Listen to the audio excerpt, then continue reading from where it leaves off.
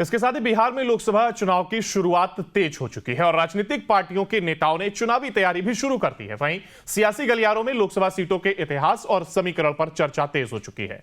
इस क्रम में हम आपको गया लोकसभा सीट के सियासी समीकरण बताने जा रहे हैं। देखिए।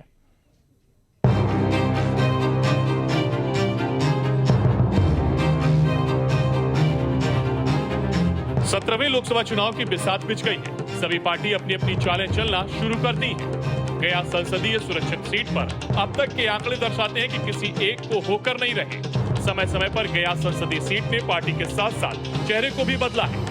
गया ऐसी सुरक्षित संसदीय क्षेत्र है जहां पत्थर तोड़ने वाली महिला भगवती देवी भी संसद तक पहुंच गई और बीजेपी के सीधे साधे नाटे कद के ईश्वर चौधरी ने भी लगातार अपनी जीत दर्ज कर मानो इस क्षेत्र को बीजेपी का क्षेत्र ही घोषित कर दिया था।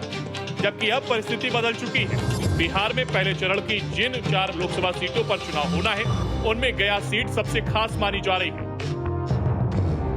एनडीए ने पूर्व मुख्यमंत्री जीतन मांझी को अपना उम्मीदवार बनाया है। गया से मांझी पहले भी 3 बार चुनावी मैदान में उतर चुकी है, लेकिन उन्हें हार का सामना करना पड़ा है। इस बार भी मांझी के लिए राह आसान नहीं होगी, क्योंकि उनका मुकाबला आरजेडी उम्मीदवार और लोकल बॉय कुमार सरजीत से है।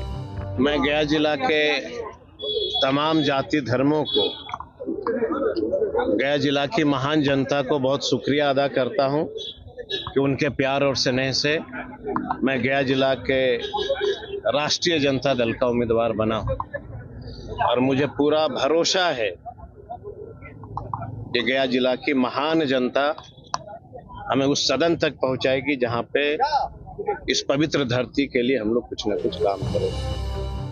कुमार सरजीत महागठबंधन की पिछली सरकार में मंत्री रहे हैं और बोधगया सीट से विधायक हैं। गया सीट जीतन मांझी के लिए अग्नि परीक्षा की तरह होगी।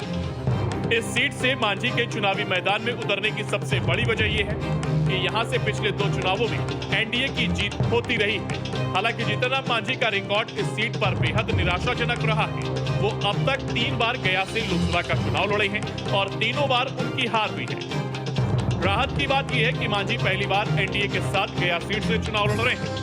बीजेपी, जेडीयू, एलजेपीआर और राष्ट्रीय लोक मोर्चा का पूरा समर्थन उनके साथ है, लेकिन आरजेडी के साथ वाम दलों और कांग्रेस की ताकत के लिए कुमार सरजीत भी कड़ी चुनौती देने को तैयार है।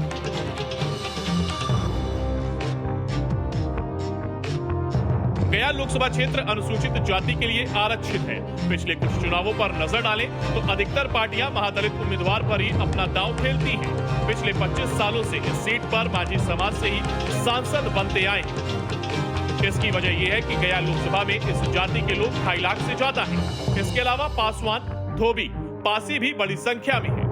गया लोकसभा सीट भले ही लंबे समय से एससी के लिए आरक्षित है, लेकिन पिछड़ा, अति पिछड़ा और अगड़ी जातियों के वोटर भी अहम भूमिका निभाते हैं। इसलिए राजनीतिक दल सभी जातियों को साधते हुए अपनी चुनावी रणनीति तैयार करते हैं। गया लोकसभा क्षेत्र के अंतर्गत 6 विधानसभा सीटें आती हैं। 2020 में हुए विधानसभा चुनाव में इनमें से 3 पर आरजेडी ने जीत दर्ज की थी, जबकि 2 पर बीजेपी और 1 पर हम के कैंडिडेट जीते थे।